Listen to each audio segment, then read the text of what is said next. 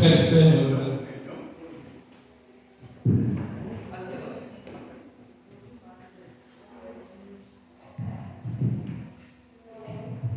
Som, barra de seu erro. 1 Samuel, capítulo 1, versículo 9 ao 18. Louvado seja Deus. Primeiro livro de Samuel, capítulo 1, versículo 9 ao 18. A oração e o voto de Ana.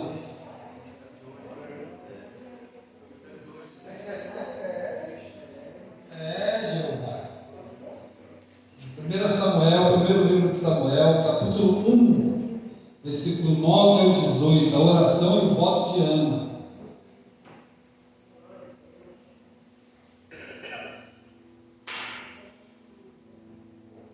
Vocês acharam aí? Eu vou ler, os irmãos acompanham. Minha tradução é um pouco diferente, tá? Após terem comido e bebido em Siló, estando Eli o sacerdote sentado numa cadeira, junto ao pilar do templo do Senhor, levantou-se Ana e com amargura de alma orou ao Senhor e chorou abundantemente. E fez um voto dizendo: Senhor dos exércitos, se dignamente atentares para a aflição da tua serva, e de mim te lembrares e da tua serva te não me esqueceres, e lhe deres um filho varão, ao Senhor o darei por todos os dias da sua vida, e sobre a sua cabeça não passará navalha. Demorando-se ela no orar perante o Senhor, passou Eli a observar-lhe o movimento dos lábios, porquanto Ana só no seu coração falava, seus lábios se moviam, porém não se ouvia voz nenhuma. Por isso Eli a teve por embriagada. E lhe disse: até quando estarás tu embriagada? Aparta de ti esse vinho. Porém Ana respondeu: não, Senhor meu, eu sou mulher atribulada de espírito, não bebi nem vinho nem bebida forte, porém venho derramando a minha alma perante o Senhor. Não tenha, pois, a tua serva por filha de Belial, porque pelo excesso da minha ansiedade e da minha aflição é que tenho falado até agora. Então ele respondeu, Eli: vai-te em paz, e o Deus de Israel te conceda a petição que lhe fizeste. Ele disse ela: acha tua serva mercê diante de ti. Assim a mulher se foi o seu caminho e comeu, e o seu semblante já não era mais triste. Poder sentar.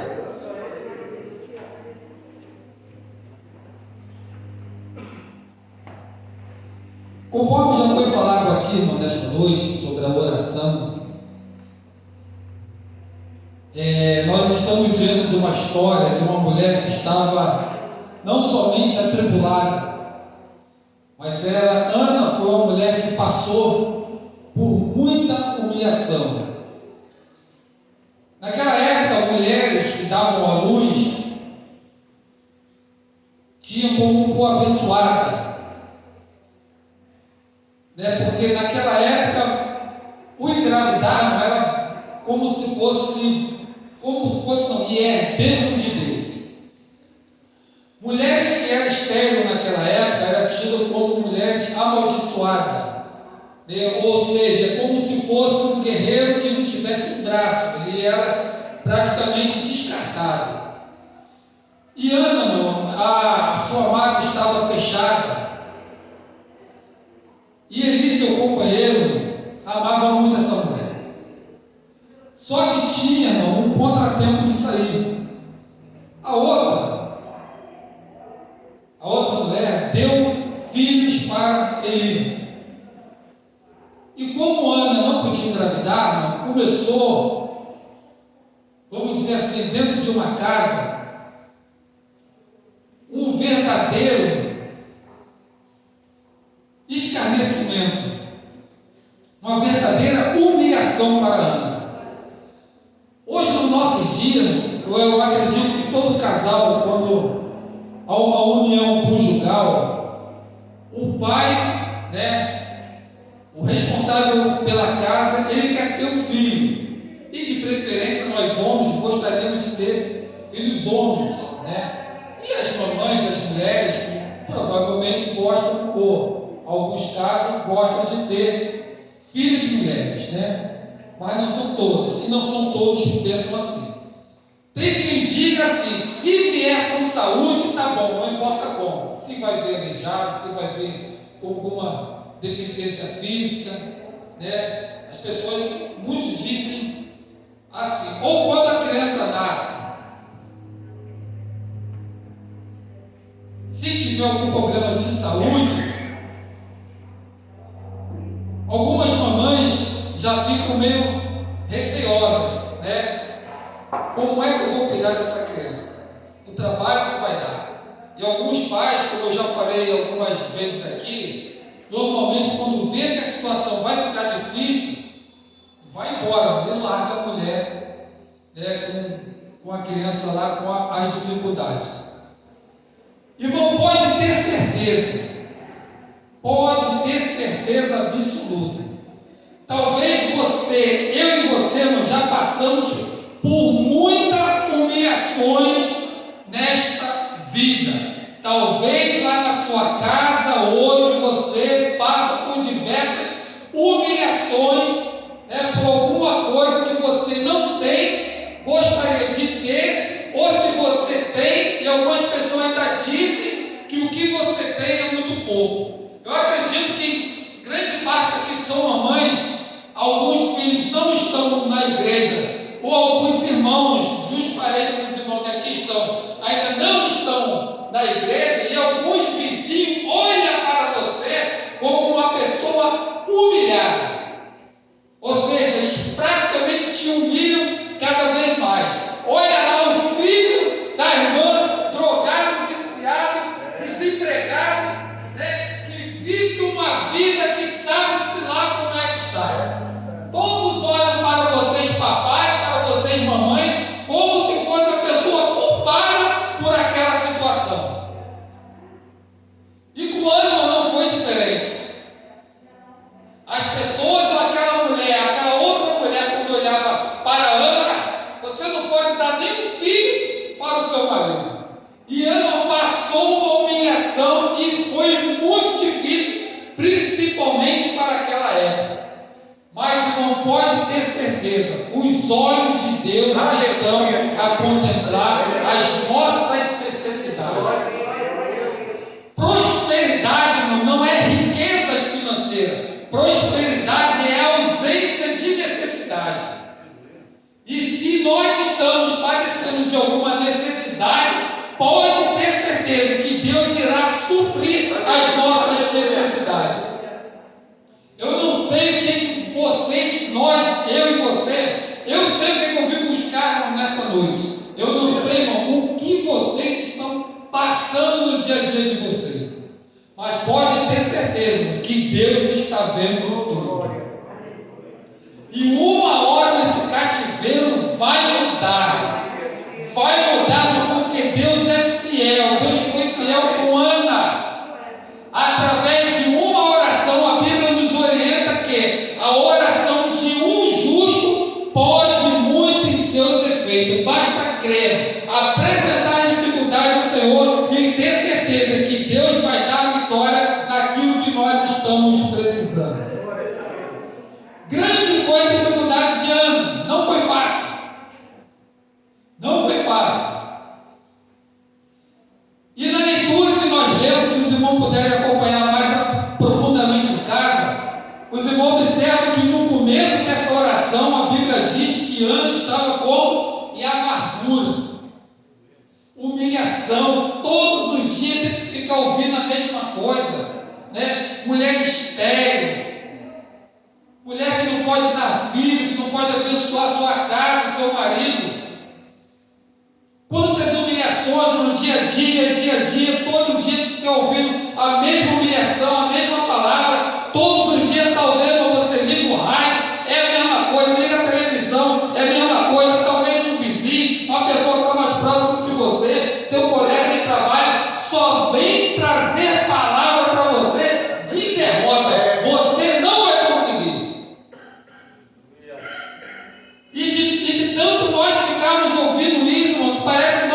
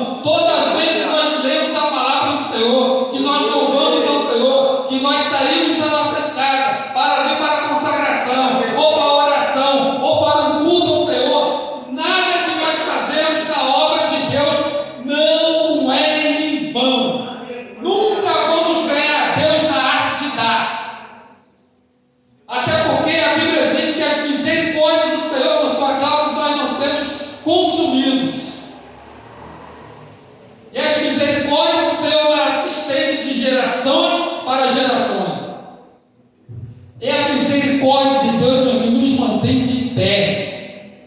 São as misericórdias do Senhor, porque eles atendem as nossas orações, porque por nós mesmos não alcançaremos nada, se não fosse a graça e a misericórdia de Deus. Para chegarmos aqui nessa sexta-feira, para cultuarmos a Deus, não foi fácil no nosso dia a dia. Conforme o irmão aqui, ele estava conversando antes de começar o culto, era aproximadamente umas 6 da tarde, eu estava sentado, lanchando, quando eu me levantei, começou a rodar tudo, né? Eu falando com a minha esposa, a Jaque, quando eu fiquei de pé, ó, parecia uma roda gigante. Eu parei, eu vou cair. Mas fiquei tontinho, rodou tudo. Eu falei, meu Deus do céu, só a misericórdia de Deus. E eu parei, fiquei em pé, falei, Jaque, estou tontinho. Aí daqui a pouco passou, voltou tudo normal. O que foi? Não sei. Não faço nem ideia. Uma coisa eu sei, Senhor, está nas tuas mãos. Hoje é sexta-feira, tem culto, tem outro dia para eu passar mal. Tem amanhã, sábado, que eu, se não der para trabalhar, não trabalho. Domingo tem escola dominical, se eu puder passar mal, passo depois da escola dominical. Tem segunda-feira, tem terça-feira, tem reunião da matriz, não posso passar mal. Quarta-feira tem curso de ensino, quinta-feira tem folga, não tem culto. Se puder, eu passo mal quinta-feira, Senhor, mas não deixa eu passar mal.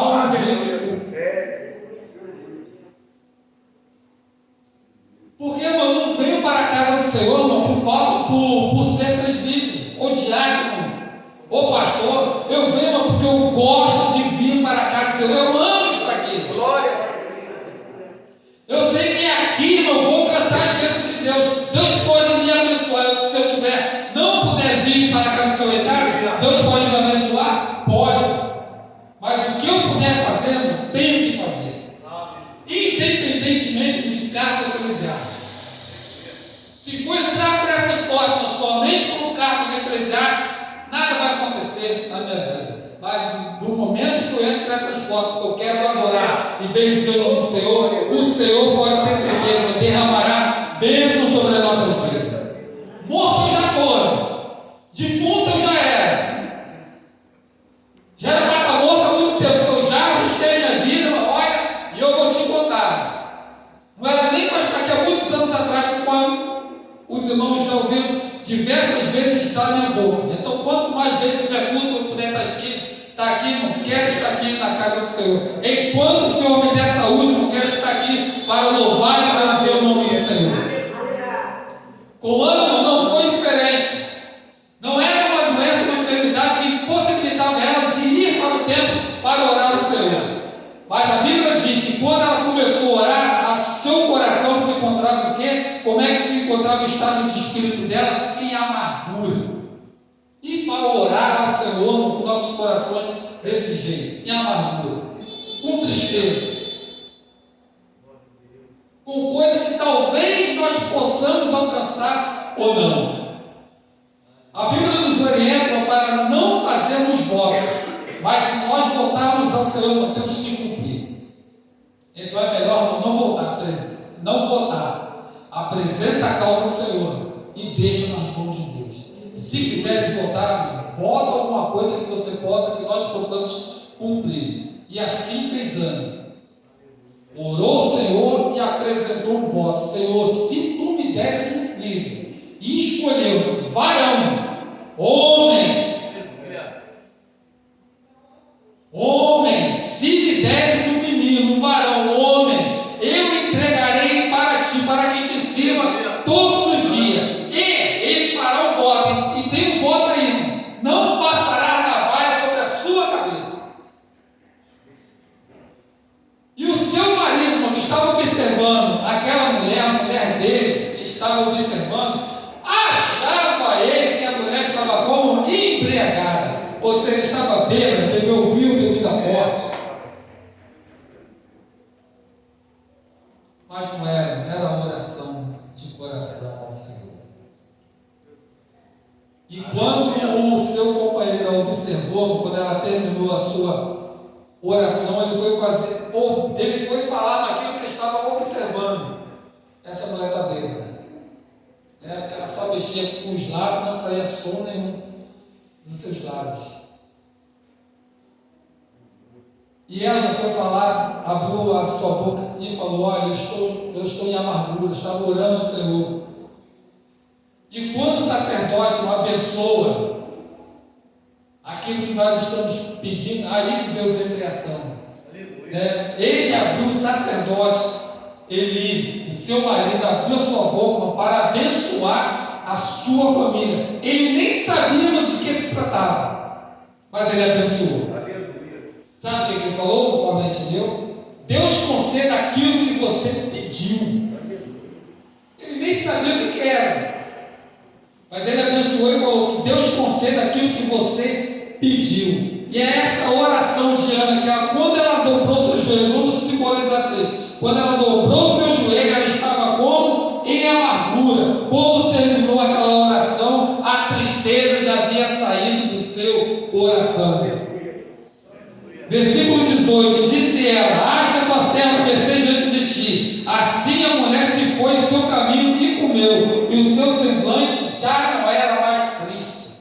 Como é, irmão, que uma oração começa com amargura e quando termina a oração, o seu coração já não está mais triste. Isso é fé, isso é acreditar, sabendo que aquela oração foi ouvida por Deus.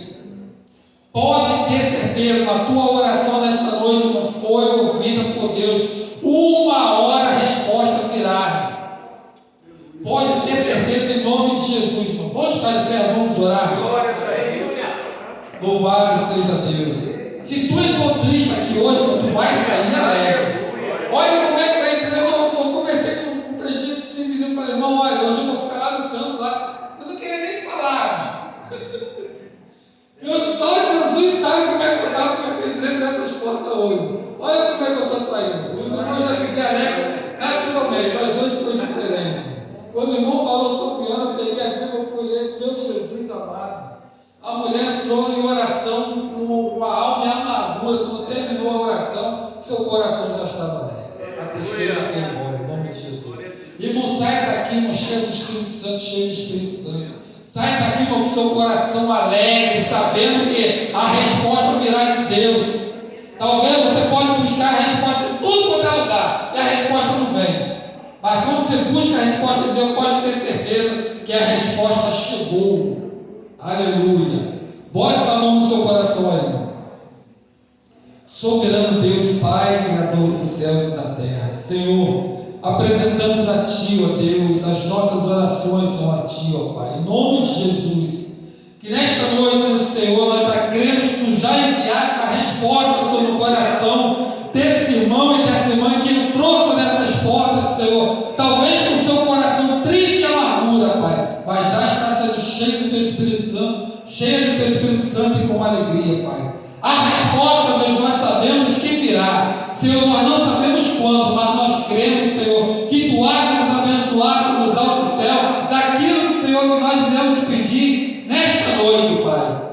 Toma este jovem nas Tuas mãos, Senhor, joga essas correntes, Senhor, do adversário por terra, traz libertação, ó Deus, para esta casa, para esta família, que ele possa entrar, Senhor, por essas portas, Senhor, para, Senhor, louvar e bendizer o Teu santo nome, e que essa mãe, que esse irmão, Pai Celestial, possa cantar o hino da vitória, Pai, em nome de Jesus, ó Deus. Amém. Deus abençoe os irmãos. Aplauda Jesus. Graças a Deus, que Deus continue abençoando o presbítero Cláudio por essa palavra. Esse irmão pode sentar, vamos terminar. Glórias a Deus, culto abençoado, pouco resfriado, mas eu espero que a